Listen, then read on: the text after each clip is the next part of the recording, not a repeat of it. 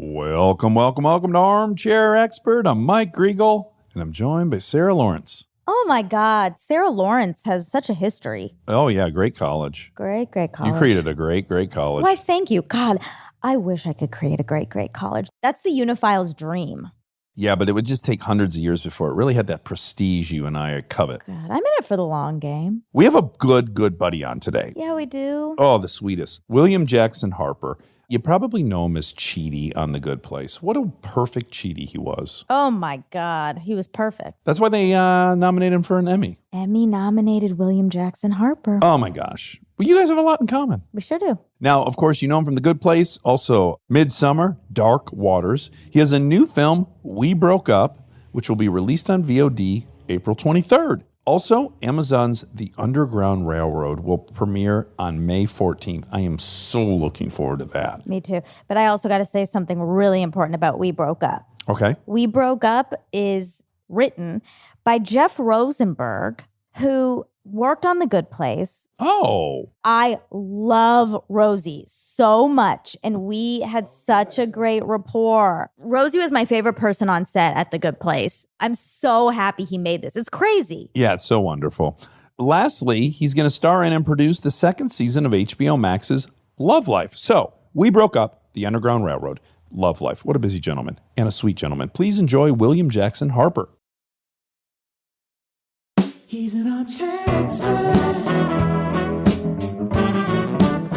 He's an armchair expert. He's an armchair expert. I see William Jackson Harper. Hello. What's up, man? How you doing? Oh, so good. Delighted to see you. So good to see you too. Monica, hello. How are you doing? Hello. I'm great. How are you? You're looking good. You're looking sharp.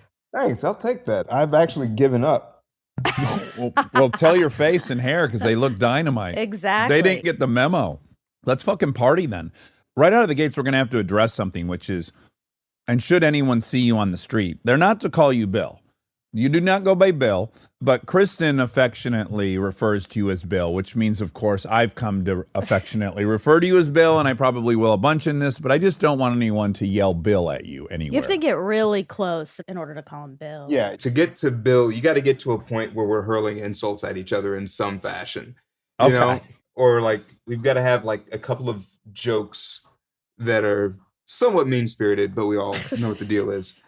Yeah, you've walked past the threshold where you're saying, I like you so much that I don't mind if you insult me, because I know you love me. It is a sign of endearment when you can really shit on each other, right? Oh, yeah. Like my old roommates in New York, they would, I mean, the things that these two dudes would say to each other. And I mean, they're like both from New England. And so like they would just like come for each other in ways that I'm like, y'all need to go to fucking counseling and actually This is just mean. like hash this out. It's like, that's like a deep cut. There's like little microcultures in friendship groups. And yeah, I never was the type that loved to really take someone out. That's not really my style. But I've been around bros who, I mean, wow, can they go for the jugular? And they don't seem to mind. No.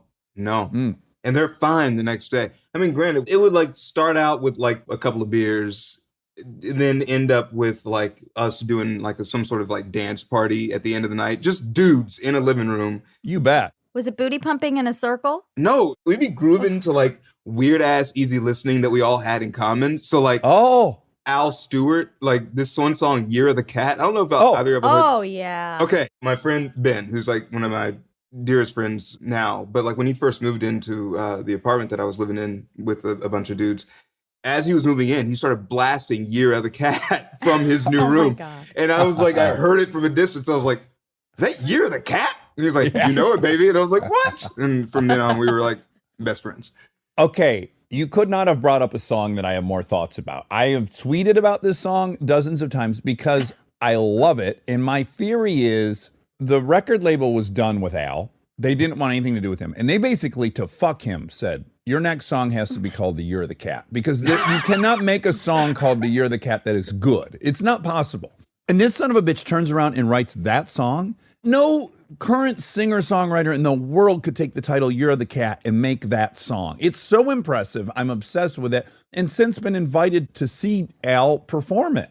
Oh, I would love to see Al Stewart play Year the Cat live. Let us make that date. Yes, that would lose my shit. Well, this is an exciting revelation, and I think one of many that'll come because we know each other. We've known each other for 5 years now, but there is so much I don't know about you. So this is a great revelation. Do you in general like yacht rock?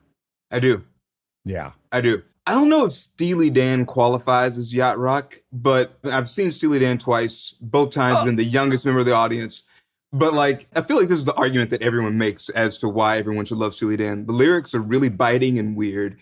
And then they have the sickest session musicians playing with them. And it's just because something sounds easy doesn't mean that it's easy to make. And so like, I appreciate the hell out of it. I can't understand how we've gone 5 years without talking about Steely Dan because I've seen Steely Dan more than any other group. That is my exact same sales pitch. They find the very best studio musicians on the planet. Like every time their drummer is Neil Peart level awesome drummer. Yeah, the music is so complex and delightful.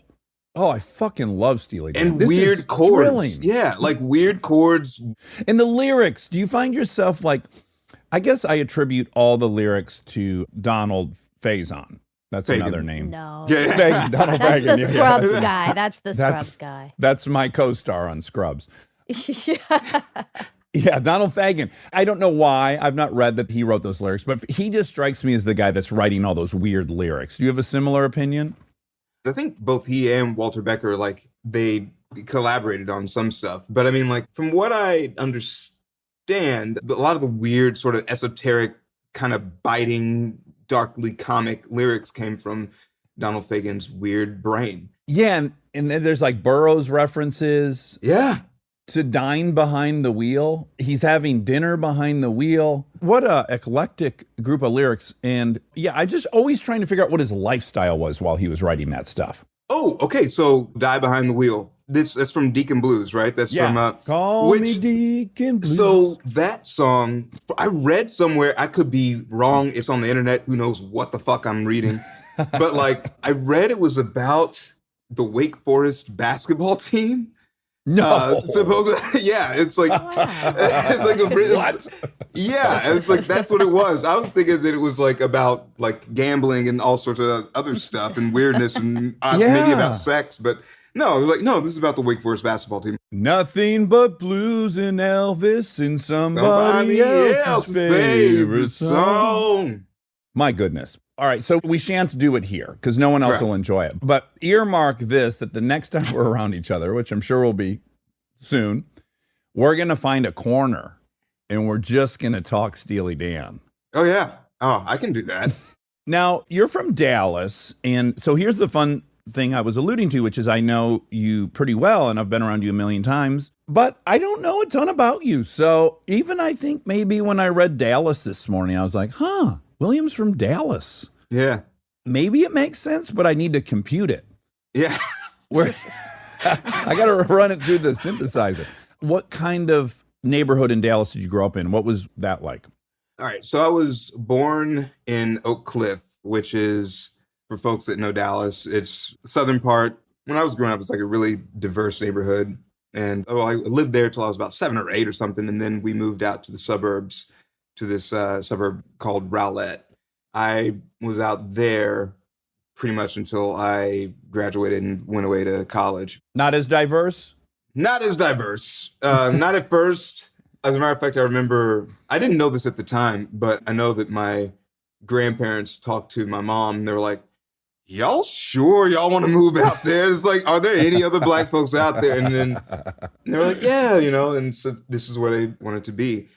Yeah, so we moved out there and I don't know, I mean, like I had a fine childhood there, but I didn't quite fit. It wasn't like I was some sort of pariah, like everybody hated me, no one understood me, some sort of tortured artist shit. It wasn't that. It was just, I was just felt like a little bit outside of everything. Yeah, a little disproportionate. Yeah. This happens all the time when you come to meet actors who are already succeeding and have some confidence. So you have major rhythm. Like you're a very sexy dude. You're very confident and you're very attractive and you have major rhythm. Agreed. Right, Monica? Yeah, I'll second that. Yeah. A devastating rhythm. And, that could have happened later, or you could have been that dude in high school. You never know with actors, right? Because they get a bunch of attention. They could have adopted it later on. But what were you like in high school?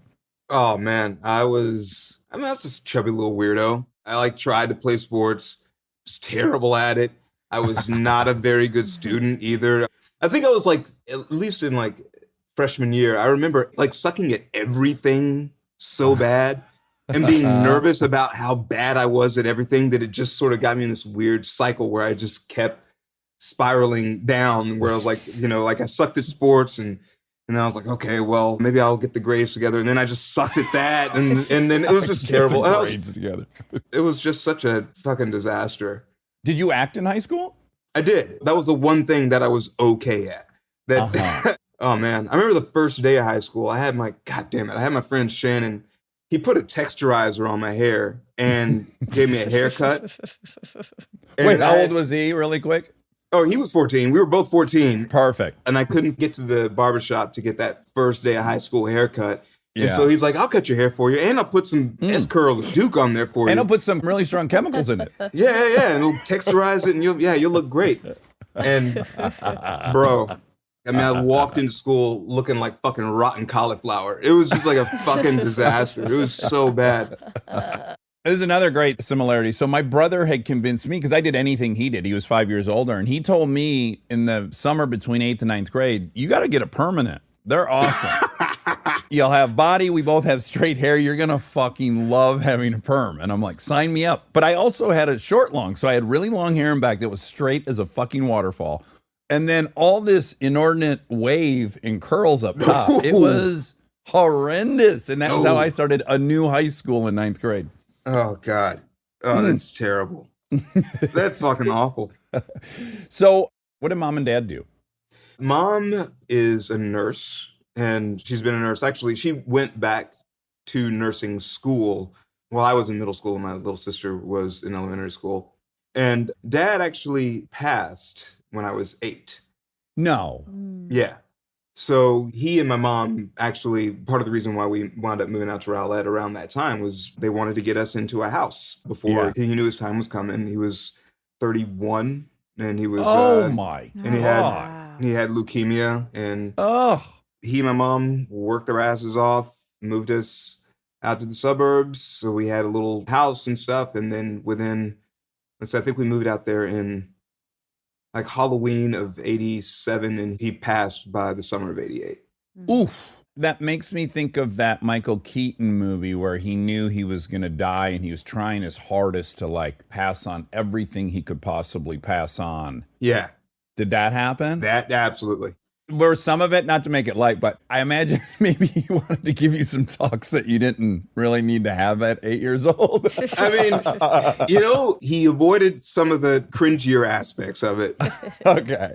I remember actually getting in a lot of fights because he knew that he was not going to be around for a long time. And he was like, I can't have my son just let people run all over him.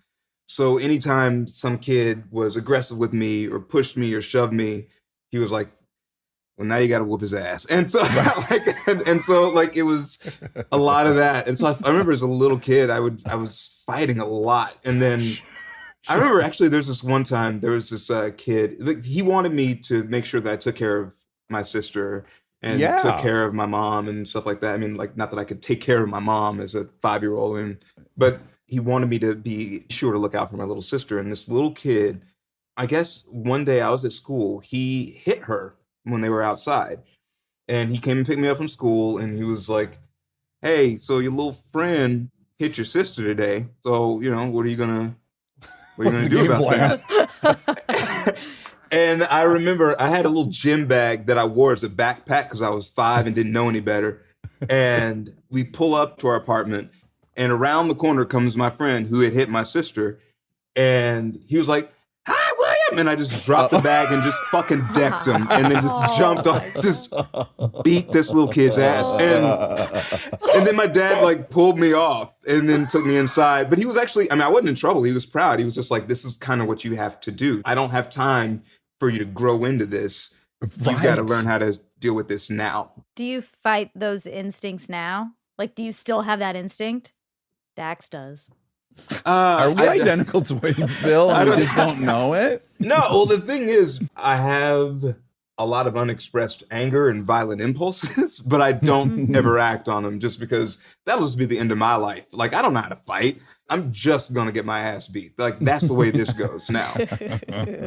Can I ask, did they let you in on it, and at what age? Like, were they very transparent with, like, your dad's sick, he has leukemia, you won't be very old when he dies? Or did that happen kind of last minute? Well, we were kind of in this weird holding pattern because my dad was diagnosed when I was 2, and my sister, like, either just been born or was about to be born.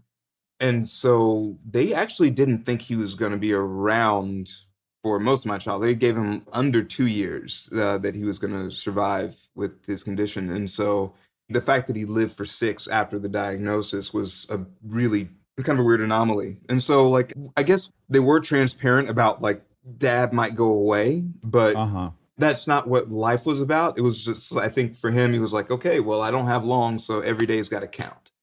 Wow. And it did. Like, yeah, I mean, like, my parents really navigated that in a way that I could not imagine. I can't imagine your mother being pregnant, having a 2-year-old and finding that out. That is... Dude, my mom's a fucking G. She would have taught you to fight without your dad's instruction? I mean, there's definitely some moments coming up where she was just like, okay, I guess what I should tell this young boy to do is this. Get violent. She was figuring, there was aspects of her figuring it out. But I mean, like, my mom is tough as fucking nails. She went back to school, single mom, then put herself through school, helped put me and my sister through school. She's a beast. Did she ever get remarried? No. No, never did. I want her to. Yes, I want her to find somebody. Yeah. My mom is recently widowed, and she did about 2 years of mourning, and boy, she is so active on those dating sites. She has the fullest fucking dance card. I talk to her a couple times a week, and it's always like, I'm checking in with an MTV reality show. Like, how many dudes she's been out with, like, who, this guy. We should do a season of Your Mom Loves Boys. Oh my God, I should. Is it, like, dramatic? I don't know if we'll ever get there.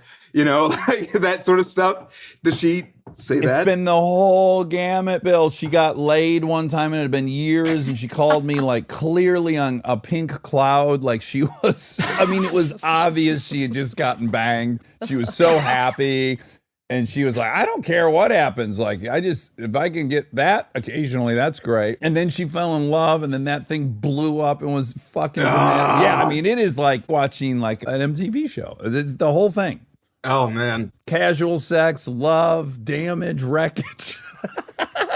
It's like, I feel like my mom has gone out on dates. I mean, there was, a dude that she was dating when I was in high school for a while. He was around. He was a good guy.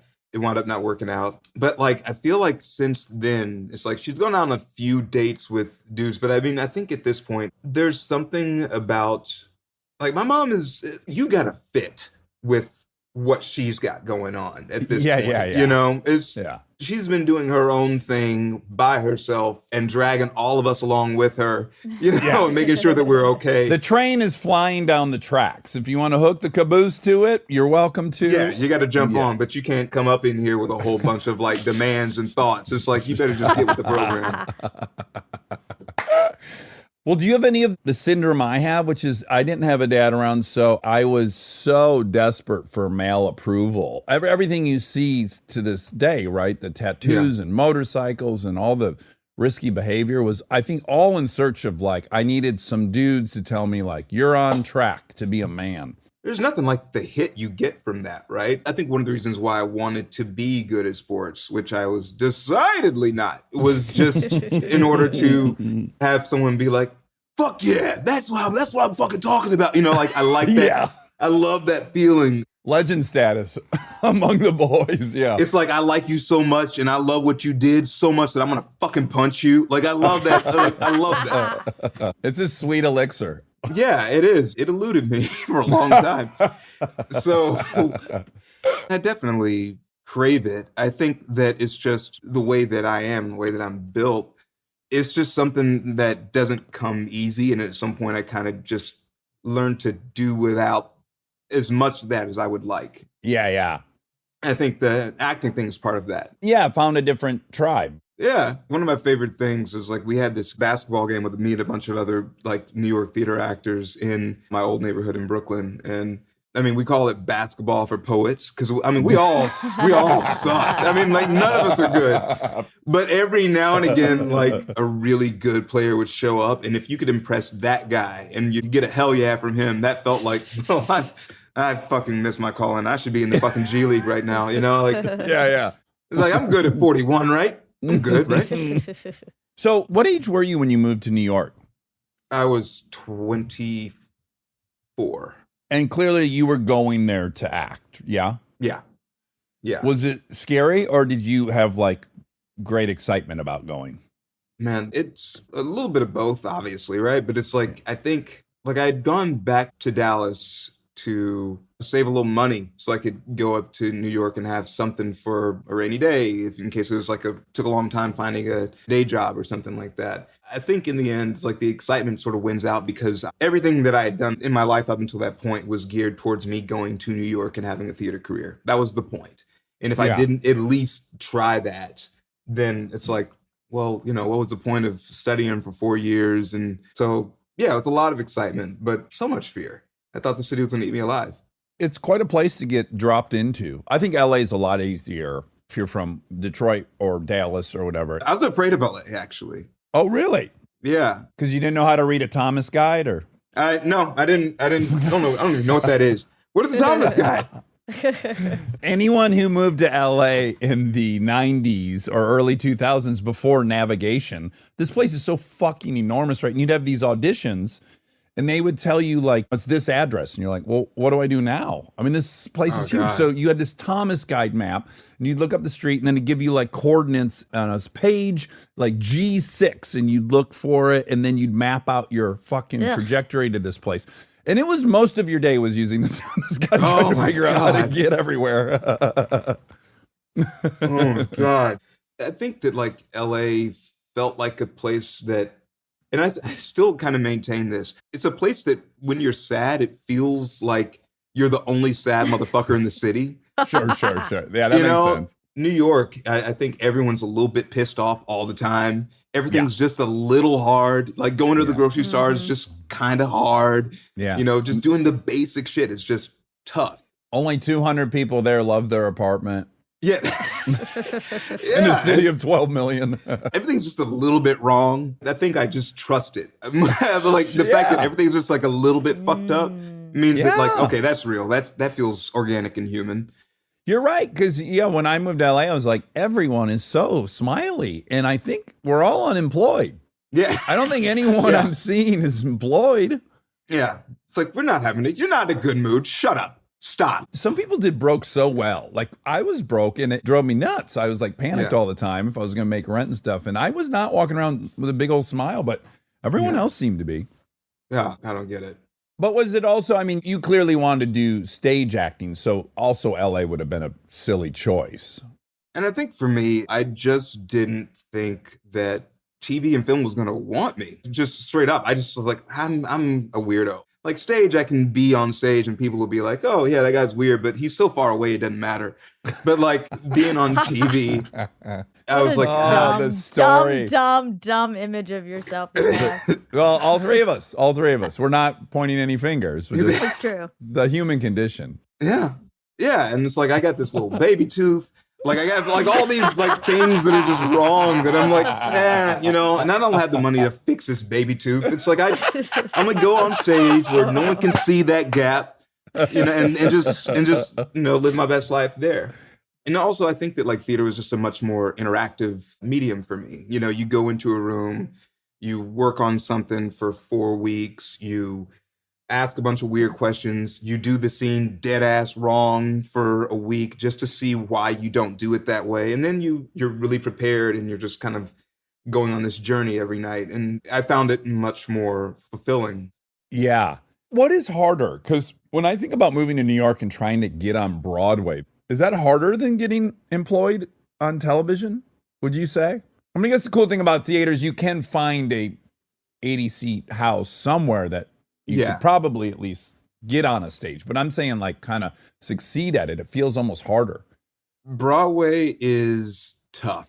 I wasn't a musical theater guy. I was a straight theater guy. And there's not a whole lot of straight plays on Broadway for unknowns, right? So like if you're just showing up, if they're going to do a straight play, they're going to get some star to anchor the thing. And then they'll probably put some other sort of well-known people around them. And then if you're lucky, you'll have a really small sort of something to do, maybe, if you're an unknown. So it's like, that's tough. But the off-Broadway scene is like, that's the stuff that actually gets me excited. Yeah. That's where the straight plays mostly are. Your Neil LaBute type, real depressing fare. That real sad shit. The stuff that just makes you, The kind of play that can turn even the best day around. Oh, yeah. The kind where you go to the bar afterwards and you're just sort of like, I always knew there was something wrong with me, but I didn't know until I saw it tonight in somebody else. Yeah, I couldn't articulate why I didn't want to be alive. It's like, now I know. Now I get it. These are my flaws. What were you doing right before you got cast on The Good Place? You must have been having some pretty good success on the stage at that point. Yeah, things were fine. I was doing a lot of off-Broadway plays. I'd just done a Broadway play maybe a year before. My first and up till now, my last Broadway play. Wait, that's not All the Way. Is that All the Way? Yeah, All the Way. Which won a Tony. So you were in that and it won a Tony while you were there? Yeah. Did that like help? Did that get things moving?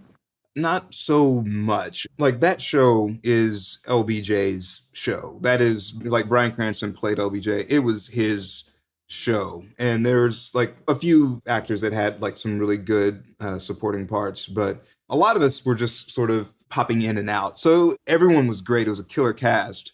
Yeah. But it's like when someone like Bryan Cranston's doing the kind of work that he was doing in that part, that's really all that you really clock you can't and really come away stand with. out. It's like no one's... like even if you're Pippin and you got like 20 points that night, probably you got missed. Yeah, exactly. That's exactly what it is. Side note about Pippin. Do you guys watch The Last Dance, right? Fuck Obsessed. yeah. It's our religion. Yeah. It blew my mind when I found out that he was like, at one point, like the second best player on this championship team and was like the 182nd highest paid player, which was just like... We had so many conversations about this because I found it so unjust. Yeah. And I also think that says something about me as a person. Like, I'm like, that's not fair that second best is not getting their... Well, it's like he's second best on the Bulls. I mean, he's probably easily like the second best player in the entire league, you know? And so it's like he's elite in a way. Monica and I fought for at least 5 weeks on that exact issue. Really? Which I was like, look, he chose security. Like, he took a shitty contract because it had security. He was going to get paid out for 7 years, whether he got hurt or not. Yeah. And that sucks that he took the layup. That blows. I'm heartbroken for him for it, but you can't take the security play and then also get the big bet on yourself payout. I'm sorry. There's like a reality to the marketplace in the world. Yeah. Yeah, I think it's just like what you want is for people to note. I mean, you want the world to be a different place. Yeah. You want people to be like, okay, you know what, man? You are contributing a lot. And we're getting a hell of a deal here. We're going to give you a raise. You know, like, no, they're not going to do that. Yeah. Yeah, I want that. I wanted that. I would have been awesome, if Jerry Krause or whoever owned that team. No. Was he on that team? Was that he the owner? I'm forgetting all the names. If he would have just been like, I look like a fucking dick that I'm only paying. Read the room, look around, see, like, come on. Read the room. Do the right thing. But I did get hung up on the like, well, that's what sucks about life is a lot of times you take the safe lane and then you look back and you're like, fuck, I should have just done a 1-year contract. Should have done a 2-year contract. Should have. Yeah. He was taking care of his family.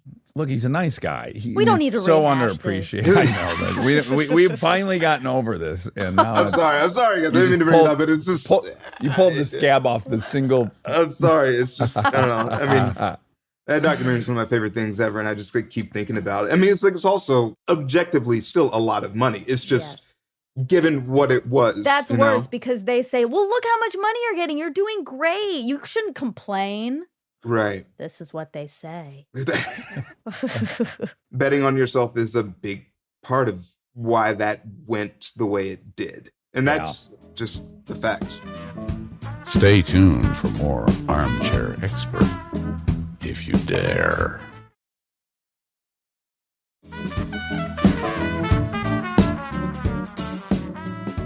I'm as offended that there's a quarterback making twice as much as our boyfriend. Tom Brady? Tom Brady, yeah. That angered me this year.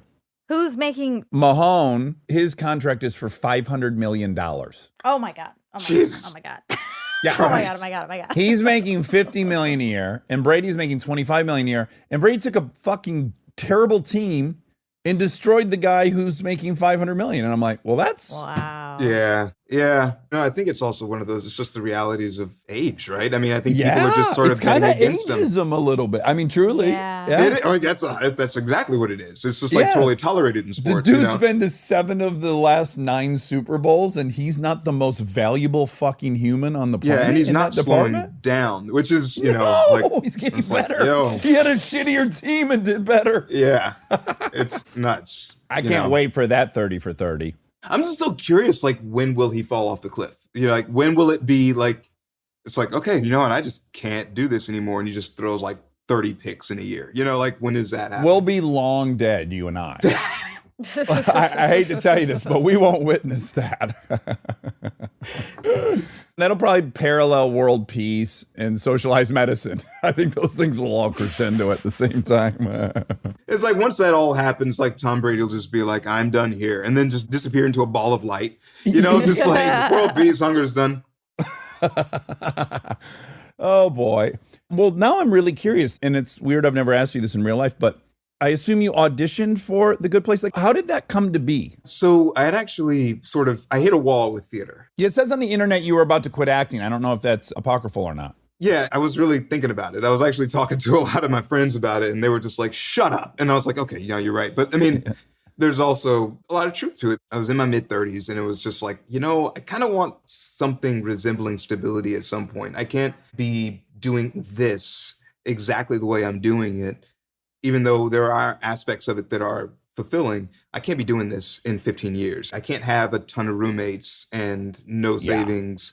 Yeah, you don't want to And- raise kids with roommates, probably. No, and so I was like, I think I need to shift things a little bit. So I started entertaining the thought of leaving the business. And also I was like, okay, look, I mean, I've never really given the TV and film thing a fair shot. So I'm going to have this all hands on deck sort of situation. I'm going to get a manager. I'm going to do the whole thing. I'm going to go out to LA and I'm going to audition and I'm going to do one more pilot season and just see if I can get to a point where it feels like this is possible for me to actually make a living and be stable in some form or fashion. And actually the audition for The Good Place was the first thing that I think it was like the first or second audition that I had of that pilot season. And I did a pre-read in New York. It didn't go particularly well or anything. Was it a self-tape? I went into an office and I had a reader. It felt like we were just in like Who had also been your Uber driver? I mean, could have been. Because it's a comedy, but when someone doesn't understand timing and then you you say your line and then they're just like, okay, so what do you mean by that? And then it's like there's just like so much dead air and you just feel it and it's like, oh God. I thought that wasn't gonna fly, but I wound up going out to LA. Do you have your bro from 9th grade touch up your hair before you went on? Okay, so not my bro from the 9th grade, but another guy. Oh God. Wow, I just actually landed on something, Monica. You see, I hit pay dirt know, somehow. this is It's like exciting. throwaway joke, yeah. No, because I actually met Kristen like when I was auditioning for that, and I had this fucking Sideshow Bob looking fade that I had gotten on accident. Uh-oh. Long story short, I was supposed to go to Sundance for this indie thing that I had done, And I was like, well, I need to get a haircut. My barber was closed. I went to this other guy. I go down there and I was like, yeah, just give me a fade. And he was like, okay, cool. He gets on the phone. He turns me away from the mirror and just, my man goes to work and just takes off everything around the sides. My man goes to work. And like my girlfriend Allie she was like sitting there looking. She was like, like I don't. Is that what you actually wanted? I was like, oh, I don't know. He turns me around, and I look like a soccer player from like Aston Villa. I mean, I look ridiculous. And so anyway, I had this awful haircut. My old roommates had this joke. They were like, Jesus Christ, man! Like you don't look like the weekend. You look like the weekday. You know, it was just like, yeah. So anyway, like I flew out to LA with my terrible haircut, really feeling myself. I was like, I guess I know how this is supposed to go. I get a call like within a couple of days of landing in LA that they wanted to bring me in for a producer session for The Good Place. And I was like, oh, cool, great. I'm so surprised. And went in, had a great time. Was Kristen at that? No. It was like Morgan and Mike and Drew and Ben and that nicest team of people in show God, business of all time. Best yeah. boys. Yeah. Best so boys ever. sweet. I mean, it was everyone. They were so nice. You know, it's like when people are rooting for you, they want everyone to be good, and it's like that's nice. And so went in, did that. We had a great time, great conversation. I go back up to my, I think I rented a Dodge Neon from like Rent-A-Wreck that like had a window that didn't go down. To match your hair. Yeah. It was, yeah, you wanted to do the whole look. Bro, I mean, the car looked like it was gonna, you remember the GoBots? It was just like, yeah. You know, just like these. It's going to turn like, into a trash can. Yeah. It's just like, it was like that kind of car, and I felt like that kind of man. And, and by the time I got up there, I got a call saying that they wanted to test me. And then I go in for the test like a week later, and KB is in there, and I wasn't expecting that. Yeah. And I'm scared of her at this point, you know? Like I still am. Yeah, it's like she's fancy. It's like I'm just some dude. And fancy. She's fancy.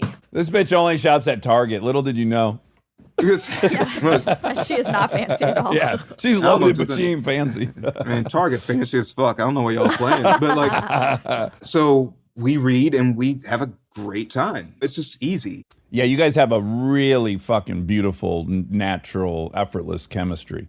You know, this was one of the things that I clocked in Kristen, like pretty much right off the bat, is that she makes things look way easier than they actually are. Yeah, frustratingly so. Yes. Yeah. It's like, that's actually a tough joke to land and actually get all the beats. And have the emotion. Like, that's what always blows me away with her is like, oh, she can be operating on every single level at the same time, take one. Yeah, exactly. And it's like, I feel like it always takes me a few minutes to warm up, and she's just there. And I'm like, Jesus Christ, it's like, she makes it look She's a robot. easy. That's what we call her, acting She's robot. an acting robot. She really is. She can do anything. Acting AI. Maybe we should kind of elevate it to AI. Oh, that's nice. Yeah. I remember when she did the chemistry read with you and she came home. We were chatting a lot about that project, obviously, because she was really exciting. She was going to get to work with Mike and all this. And during that casting process, and she was like, I think we found our Cheaty. And I was like, oh, really? Who is it? Like, I wondered if it was, I don't know, someone I knew. And Wesley she was like, Snipes. Yeah. Yeah. I was Somebody fancy. hoping. I was crossing my fingers. And she was like, yeah, it's this guy from New York. And there's just something really, really special about him. Well, good. She was saying it from the beginning. I want to add what awesome chemistry you had is that numerous times when we would watch the show, I would be like pissed that you're not kissing her. Like, oh my God, kiss her. I was rooting so much for you guys to fucking make love right in front of me. It's like, I remember, like, actually, Kristen said to me, like, anytime she makes out with anybody and you were watching it, that you say, yeah, get some. Like, this is your jam. This is just like root for it. Oh, it was even worse than that. Like, I remember she had done some movie. We were maybe 3 years into dating or something. And I'm like, what the fuck was that makeout scene? She's like, what? And I'm like, there's no tongue or anything. Like, this is such a fucking TV kiss. What's going on? And she's like, Yeah, I guess I'm supposed. Can I just go for it? I'm like, fucking go for it. Like, they're aiming a camera at you to convey passion. Like, Yeah. fucking eat the guy's face off. Oh boy. That's your job. You know, one of these days, you and me are going to have a kissing scene in a I would project. love it. And it's We'll just show her going how to be, it's done. yeah, just stubble on stubble. Both of our faces are going to be raw as hell. But the good raw. Yeah, it's like, it doesn't look like you fell off the bike, but you definitely like grazed your chin on a brick wall as you were riding by swiftly, you know? So we've had Darcy on, and we've talked to Mike, and we've had Kristen talk about it. I think everyone knows, like, such a magical experience for all you folks. Like, just a beautiful, I don't want to say you guys didn't work hard, but like civil schedule, civil people, kindness abound. Ted Danson, how the fuck are you going to be that nice and that successful? That shouldn't even happen. But I just feel like, man, what a great first show for you to have. It doesn't get any better than that. I would tell people about what the vibe was like on the show, and people were like, that's not normal, man. And I'm like, oh, really? He's like, no. It's like there's always at least one monster, and the fact that you had none of them is unique. I think the thing is, especially with having like Ted and Kristen, actors like that set the tone. And if they show up and they're assholes, it gives other people license to follow some of their more base impulses. And the fact that they both show up and get nerdy about the script and about like intentions and telling the story and what we're actually saying, and the fact that they're so invested and they want it to be good and they want to pass the ball off. They're not selfish actors either. They want to like throw you your joke. They want to make sure that they set you up sometimes too, as much as you're setting them up. And that's not everybody. And the fact that we have such renowned actors that are as good as they are reported to be and kinder than you would expect. I don't know. I think it set the tone for everybody. The joke I always used to make is it'd be the best fucking set to be a pickpocket on.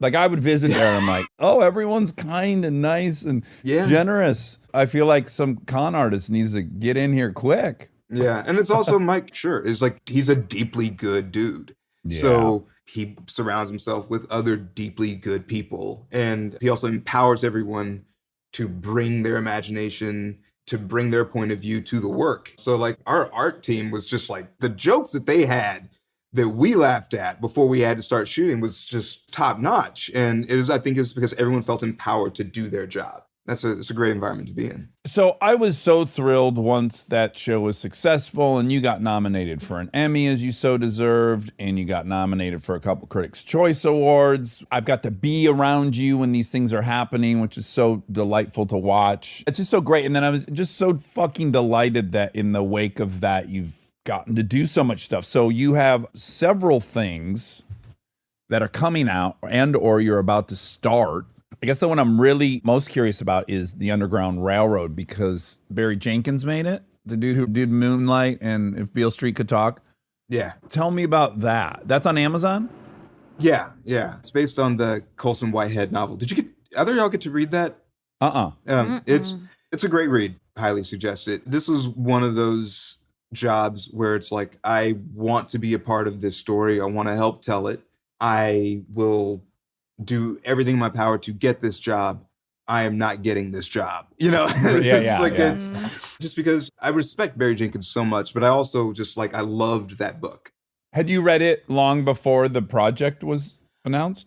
No, I feel like I read it just before I auditioned, before I put the self-tape together. I could be mixing this up, but I feel like I read it just before because it was like, oh, it's a pretty quick read. I should see what this is actually all about, because I really don't know who my character is just with the audition material. I loved it. I just wanted to be a part of telling that story. Is that writer Black? Yeah. Okay. Yeah. Here's what I'm really curious about, because growing up in Michigan, every kid in elementary school, you'd go on field trips to famous Underground Railroad houses, and you'd get to see all the trap doors and the hidden passages, and you would learn about it. And of course, it was told through the lens of white people, right? So it was like pretty much a self-congratulatory tour where we would go and feel great about being Northerners. Yeah. And that's pretty much my full knowledge of it. Yeah. Well, look, this is an alternate history, right? Like the Okay. Underground Railroad in our story, it is an actual train. It is actual train cool. line underneath. And so, I don't want to give too much away about it, but it's like it does dive into the psychological aspects of slavery in a way that I think is really unique. The train itself is like sort of this really interesting delivery device to sort of take us from place to place and have you have like sort of an analog for real events in American history. Like you're cruising along a timeline, kind of. It's kind of like that to me. I mean, like that's Yeah, what it yeah. feels like for every episode along this journey, every sort of major moment in the story. There is sort of, for me, there feels like there's a very direct link to something that actually happened. But this is an alternate history, so it's not that. And so it's like I think that there's something about that extra element that's slightly more heightened. When does that come out? May 14th. May 14th. I cannot wait. Okay, and then you're about to start Love Life Yeah. Yeah. on HBO Max. So Anna Kendrick hmm is the lead of season 1. Yeah. I presume she's still the lead of season 2? No. I'm the lead of season 2. Oh. Okay, great. So explain that to me. That's exactly what I was curious about. I'm like, I went and watched a little bit of the first season. I'm like, how's this going to work? Oh, yeah. It's an anthology series. I think it's like every season is going to follow a different person. But I mean, it's like she's going to be in the show in some capacity. Our worlds are going to collide Okay. in some way, but it's going to follow my character. My character. My character. And I'm ready. I can't wait. I just got to get a quick haircut and then I'll be on set. Oh, God. Oh, I'd be remiss if I didn't bring this up because I was remembering it when I was thinking about today, which is the finale of Good Place. I've heard from Kristen's perspective, and I was just curious what yours was about, like going to the Acropolis. And Man. I just want to set up to say, like, sometimes you do get to do stuff as an actor where you're like, well, this is a simulation because humans don't get to do this. And somehow Yeah. this silly job of mine, I get to do this. Yeah. Dude, seeing the sunrise at the Acropolis with no one but us, like, like our crew, our people there, it's completely empty.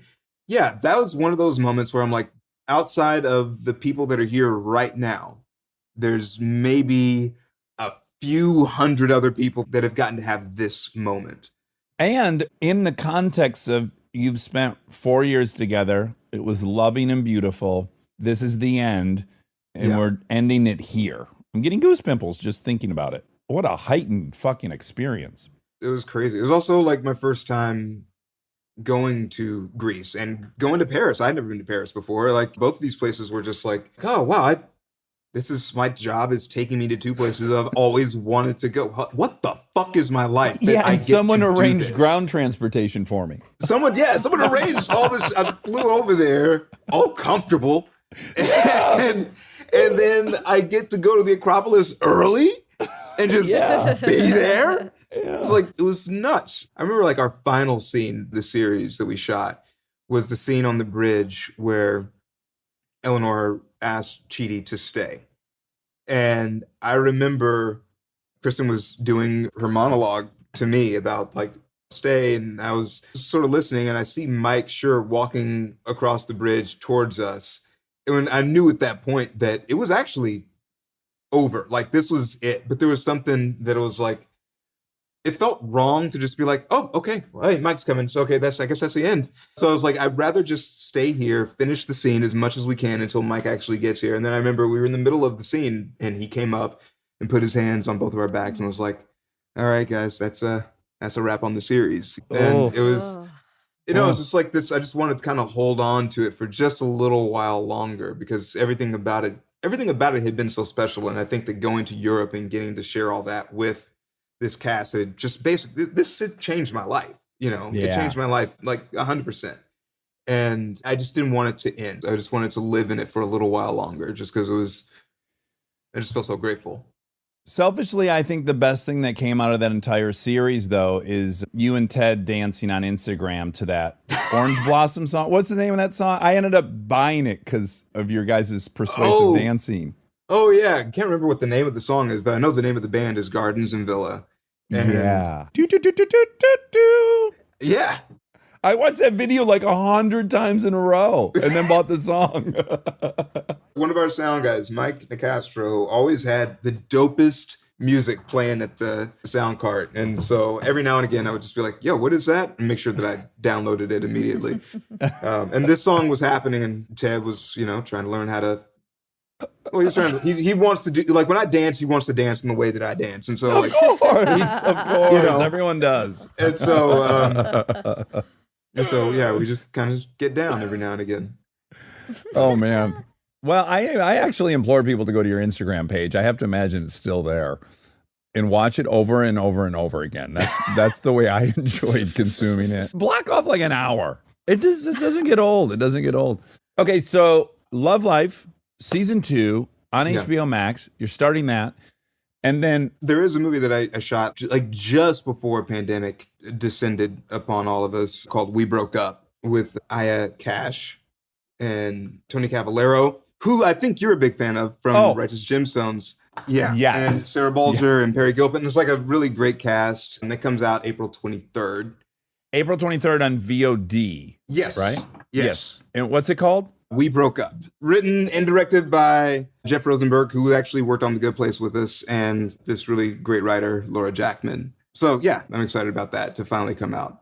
So, yeah, let's just blow Tony up a little bit. Tony, in a cast of amazing people on Righteous Gemstones, on a perfect show with a perfect cast, somehow that guy still is my favorite, Tony. I mean, the stuff he does as that character is transcendent. He's such a weirdo. He's so funny. He's funny. He's a fantastic actor, man. He is really fucking good. I actually hadn't watched Gemstones yet before we started working on this movie. And I was like, oh, this guy's really good. I really like this guy. Yeah. And then I saw him on Gemstones. I was like, this man he's fucking unhinged. I would have been a little starstruck, actually, if I had seen Gemstones before we started working. I just knew he was on it. Oh, yeah. I searched him out. Like, I think I DM'd him or something. I stalked him. I was like, this is the craziest performance I've ever seen. It's so sincere. Yeah. Oh, is it It's sincere? so weird. It's so painfully sincere. I'm like, I just want him and Adam Devine to hook up in season 2. Yes. Give Yeah, us what I we root want. for them like Chidi and whatever Critzen's name. Eleanor. Who my Like wife Chidi played. and Kristen Bell. Chidi and Kristen Bell. Okay, last thing, Bill. So much shit. Yeah, so you're busy. so much stuff. Yeah. Allie loves it, or is she starting to resent you and hate your guts? I think she likes the idea of the time with me.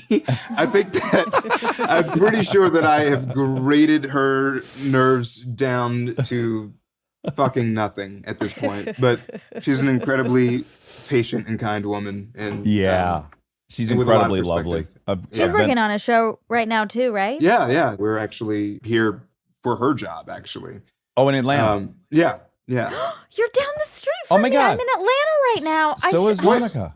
Oh, Oh, we You're- I should didn't know you you guys were should there. kiss. Oh no, we could have been together. Damn it. I go home tomorrow. But yeah, I'm just here for like 10 days seeing my family. Oh, snap. Dude, okay. I really like this city. Give Chidi some shopping tips. Okay. Have you eaten at that crazy pizza joint? Which one? The super Italian one. You go in there and they throw it the on the big table. pizzas. What's it the called? huge pizzas. They're huge and they slap them right on the table. It's so fucking good. I'll find it and text you guys. Right. But Ponce City, I mean, shopping is not all that fun right now. Right. Although people are out and about, I have noticed since I've Yo. been here. They're Yo, fucking. All right. So, like, here's something. Like, we're fucking from New York and LA, and we're just like, we're nervous about all of this. Yeah. And we were walking around, we were like just seeing like these bars and restaurants packed inside, everyone's just. And then I'm like, okay, that's nuts. But I remember on Valentine's Day, we were taking Chico for a walk.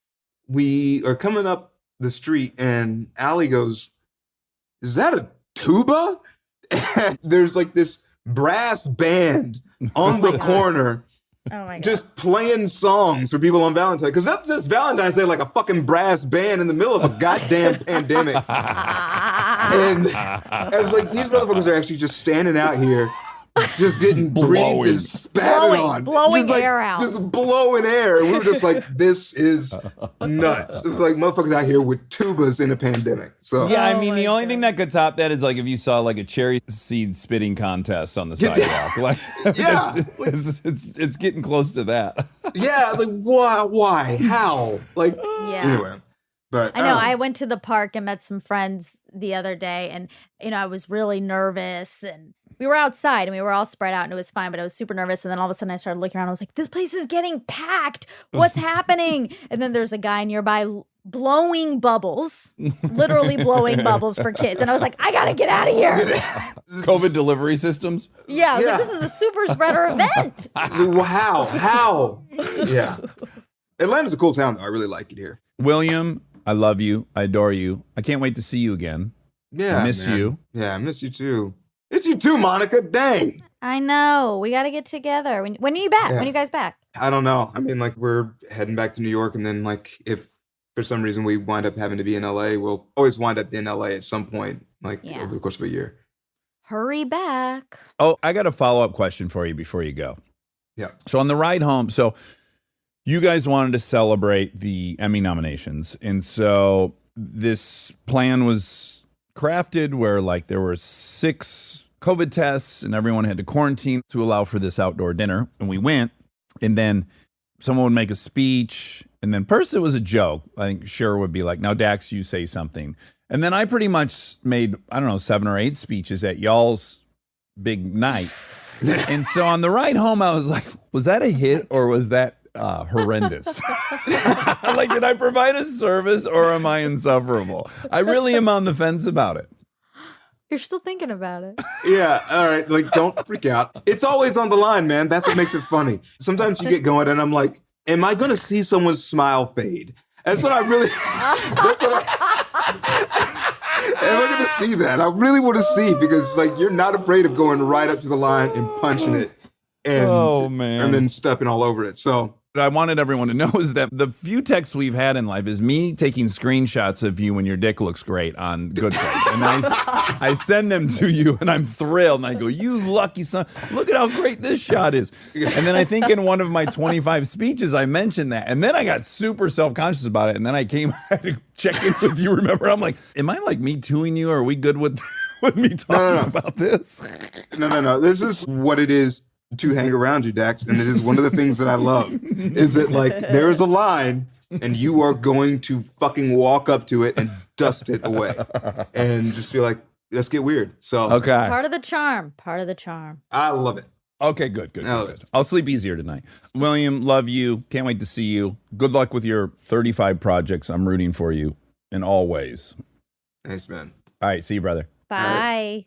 Later.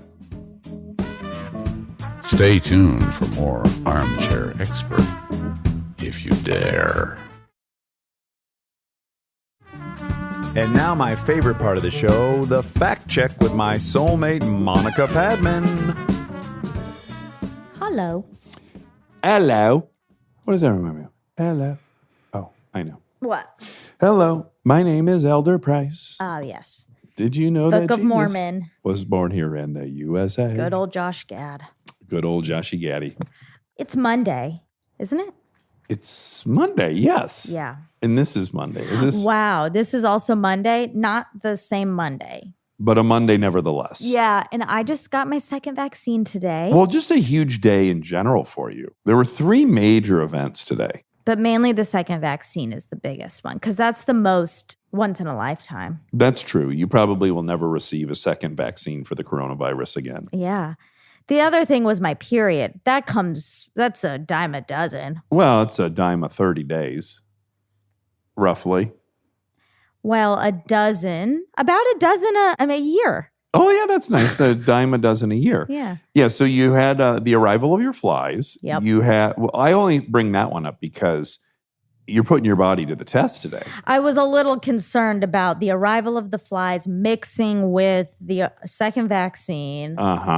But so far, from my vantage point, you've been energetic, happy, My skin is glowing. athletic, moisturized. Oh my God. Yeah. Maybe I should always have the second vaccine / flies. You might have too active of an immune system like I do. So maybe it was good to like sandbag yours. I actually think it's the opposite, right? I think if your vaccine system, your immune system is really good, it's going to really kick into gear Mm-hmm.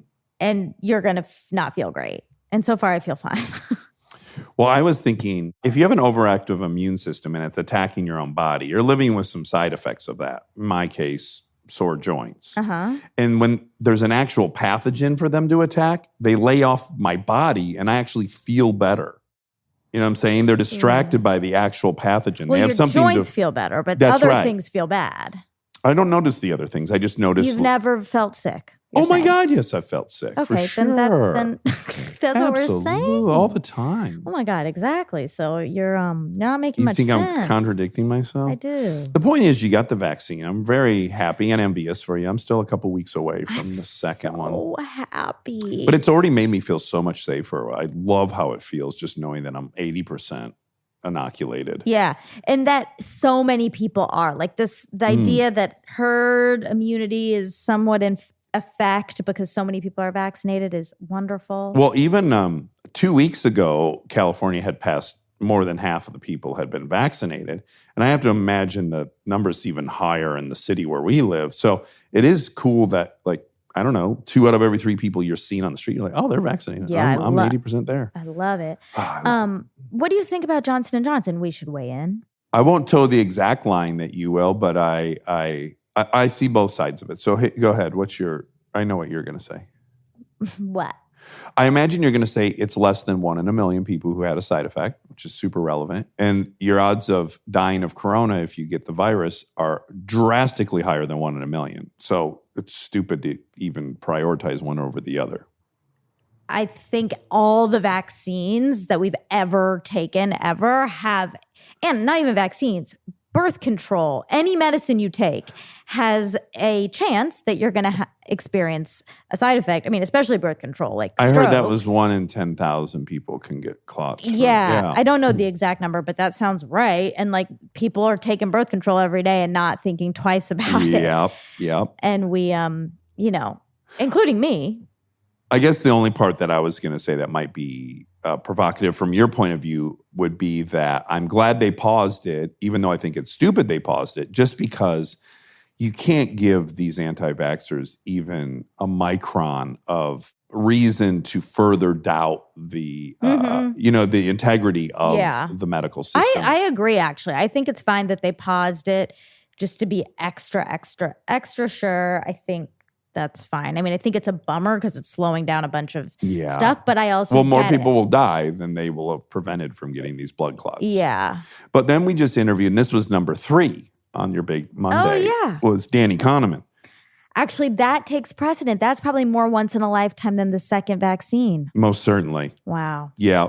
So we idolize him, as does everybody in the social sciences. He's just a legend he's up there with Freud as far as people that'll go down in history. in the psychology world, for sure. And when we were talking to him, we kind of got into my frustration with how we value unexpected death so differently depending on what the cause of it is. Yeah. And I'm kind of a nuts and bolts, like, if you're dead, you're dead. Yeah. They're all equally suck. Your family is all in pain Yeah. and missing you equally, regardless of how you die. But one of the things he pointed out, or one of the explanations for why it's so weighted, is when people feel responsible for the decision, it gets so much heavier in their mind. So if they were to contract COVID, they don't feel responsible for that. Mm-hmm. But if they make a decision to get a vaccine and then they get sick, they somehow feel like they've got to live with the guilt of having made that decision. I thought that was fascinating. Me too. And the intentional element is very important to our brains. Right. Like heart disease isn't intentional, but Yeah. terrorism is. Yeah. So interesting. Yeah. You guys, look out for that episode. It's a good one. Yeah. No one likes it. I've said this several times, this point of view on here, and I always hear about it. Comments. People don't like that. I don't think it's different how you die.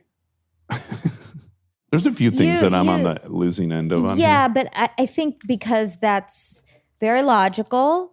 Too logical. But it's not to take you down a peg, but it's probably not how you would act in life. If I was murdered versus if I got cancer, you would have a much different reaction.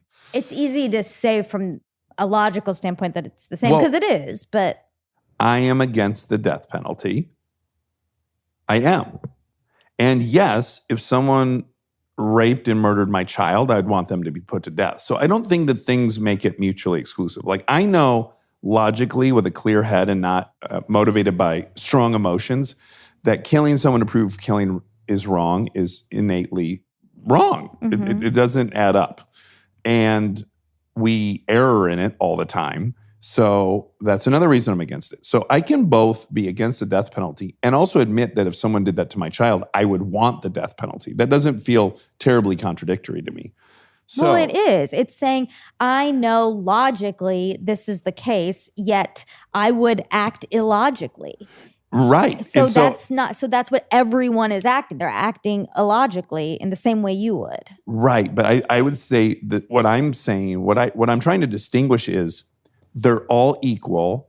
I'm not saying I'm excluded from that emotional state, but I'm saying if the goal of a society is to prevent deaths, then they should focus on the number one killers, and it would be heart disease and Yeah. cancer and all these stuff. And it is illogical and stupid of us to focus 1/3 of our resources on terrorism. Yeah, Now, that's true. would I be more pissed if you died from a terrorist than cancer? Absolutely. But I still agree that it is illogical of us. Yeah. But I mean, think a lot of people will fight back and say it's not illogical when I say Oh. that. So yeah, I'm participating in this mental construct I think Right. is ridiculous. Okay, yeah. I mean, I don't really know what they're saying is not. Well, illogical. they'll say there's an actual difference. No, there is a difference. I'm Oh, like, no, there's not. there's not. A Yeah. death is a death.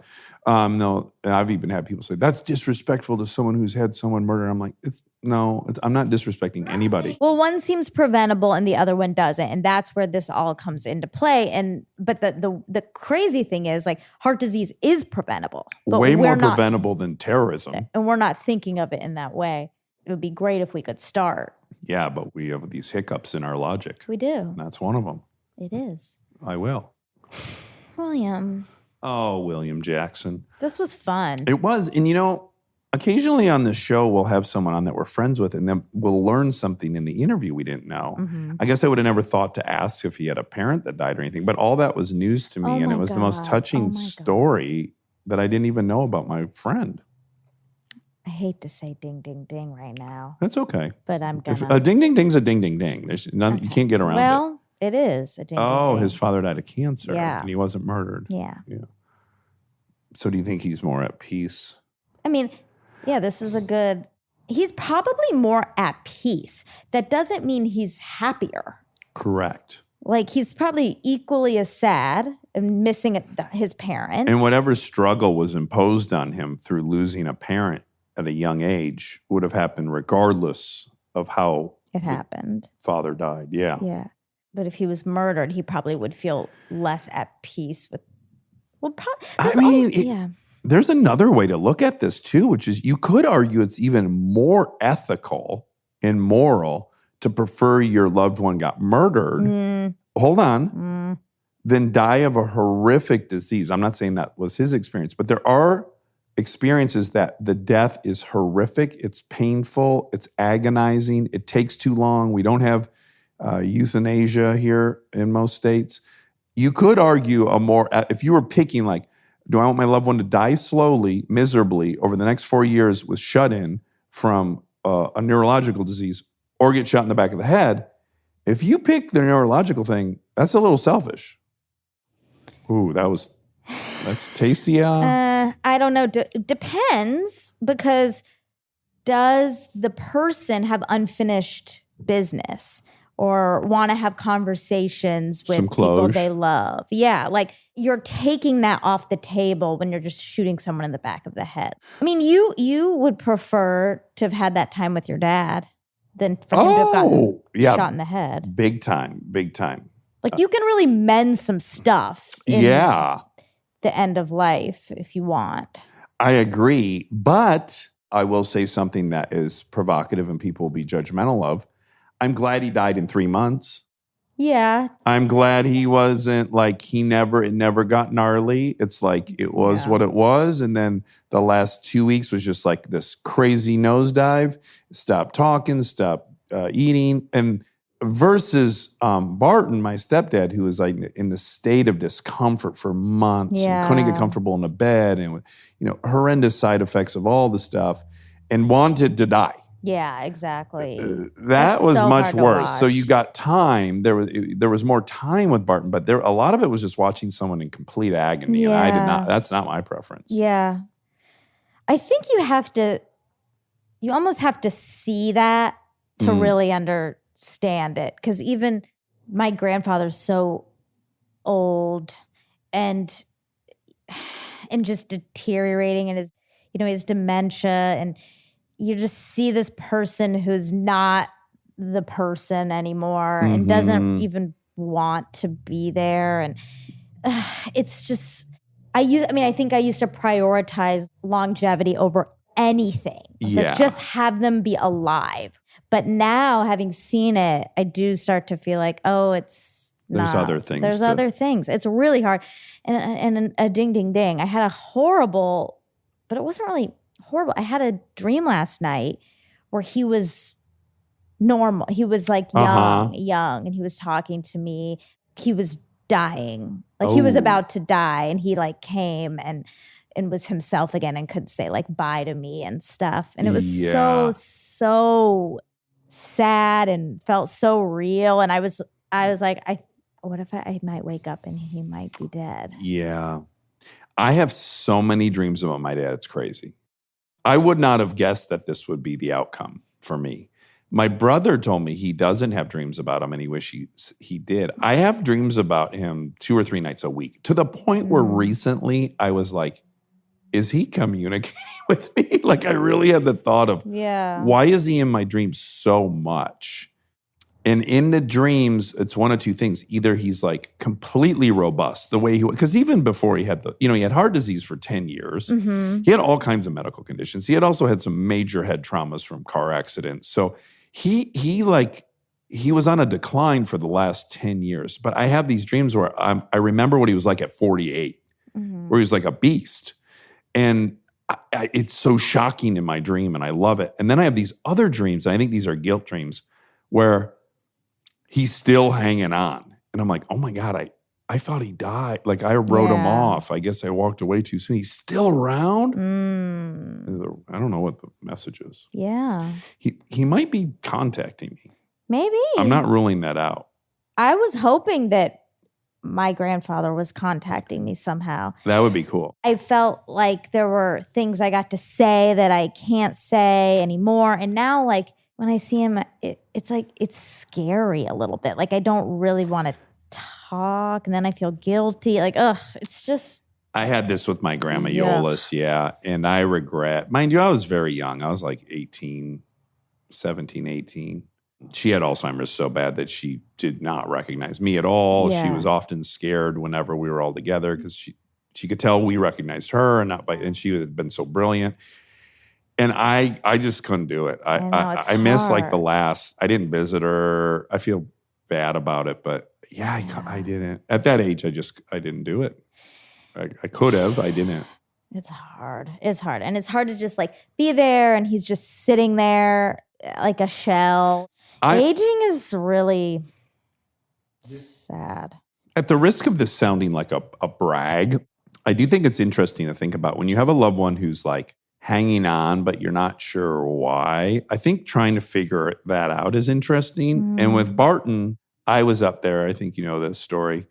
And my mom left the room for a few hours to like go take a nap or run some errands or something.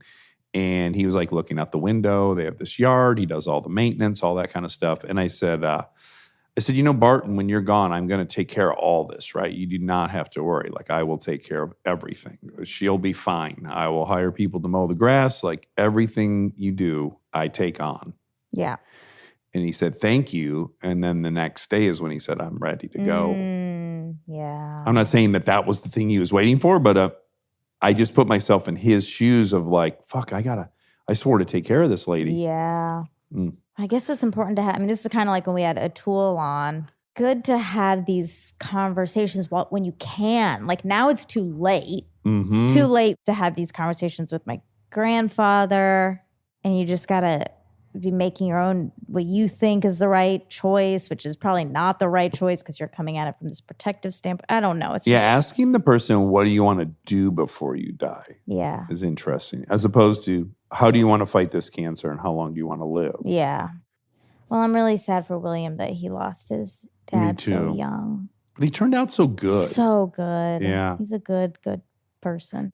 Okay. So is Deacon Blues about Wake Forest basketball team? Call me Deacon Blues. They got a name for the winners in the world. Okay, I'm going to read this. This Okay. is an article. This is with Walter Becker and Donald Fagan. This is Fagan. Walter and I wrote Deacon Blues in Malibu when we lived out there. Walter would come over to my place and we'd sit at the piano. I had an idea for a chorus. If a college football team like the University of Alabama could have had a grandiose name like the Crimson Tide, the Nerds and Losers should be entitled to a grandiose name as well. Then Becker. Donald had a house that sat on top of a sand dune with a small room with a piano. From the window, you could see the Pacific in between the other houses. Crimson Tide didn't mean anything to us except the exaggerated grandiosity that's bestowed on winners. Deacon Blues was the equivalent for a loser in our song. Fagan. When Walter came over, we started on the music, then started filling in more lyrics to fit the story. At that time, there had been a lineman with the Los Angeles Rams and the San Diego Chargers, Deacon Jones. We weren't serious football fans, but Deacon Jones' name was in the news a lot in the 1960s and 1970s, and we liked how it sounded. It also had 2 syllables, which was convenient, like Crimson. The name had nothing to do with Wake Forest's Demon Deacons or any other team with a losing record. The only Deacon I was familiar with in football at the time was Deacon Jones. Okay, so you busted that myth. I did. I busted it. Mythbuster. Oh my God. Oh my God, you're a myth. I didn't even know that was the end. Oh wow, you're learning it real time. Yeah. Oh, exciting. Okay. Was it Jerry Krause who owned the Bulls? It was Jerry Reinsdorf. He was the owner, but Jerry Krause was the general manager. Oh, right. The little Yeah. gentleman. And Phil Jackson, Oh, head Phil. coach. What a guy. Okay, the Gardens and Villas song that you love. Oh, yeah. So it's called Orange Blossom.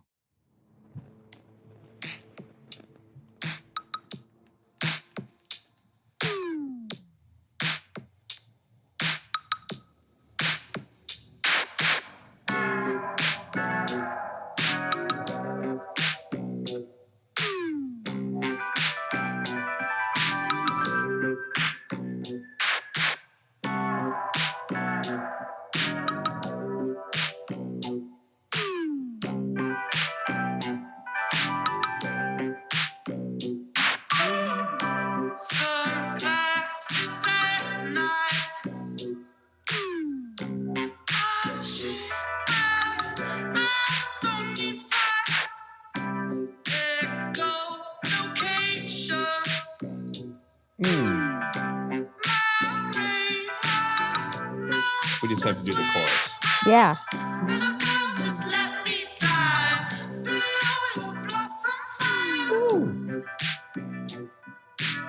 Goosebumps. Man. Yeah, I like it.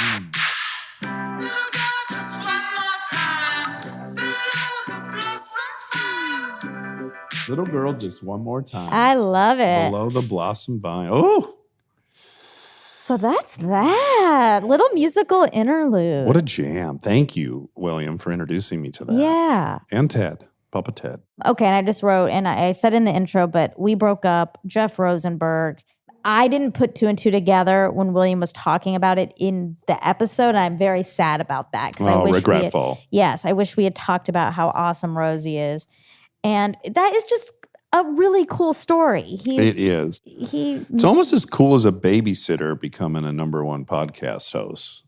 It's almost as cool as that. But this movie's like he cast it with amazing people. Yeah. It's just awesome. I'm proud of him. Jeff Rosenberg. Well Rosie, done.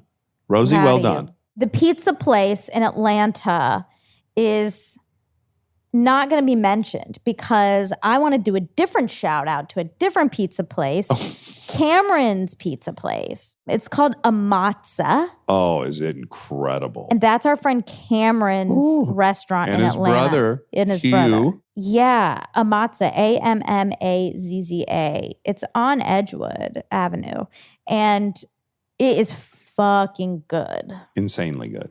I think Cameron still owns part of it because on Instagram the other day he did like there's like some Atlanta pizza picking. Oh, really? Yeah. Oh, good. So anyway, please go there. It's so good. You know, there's this moment where like we were in Atlanta and he said, you should go to my brother and I's pizza place. And of course we're going to go. Of course. And then, of course, me, because I'm codependent, I start getting filled with anxiety of like, what if it's terrible? What am I going to tell him? And I get there and I'm like, wow, it's super cool looking. That's a great start. And then I ate there and then it was insanely good. And then I switched gears to when I was telling him how much I loved it. I thought, oh God, now he probably thinks I'm just saying this because I know him. Like there was never peace in the whole process.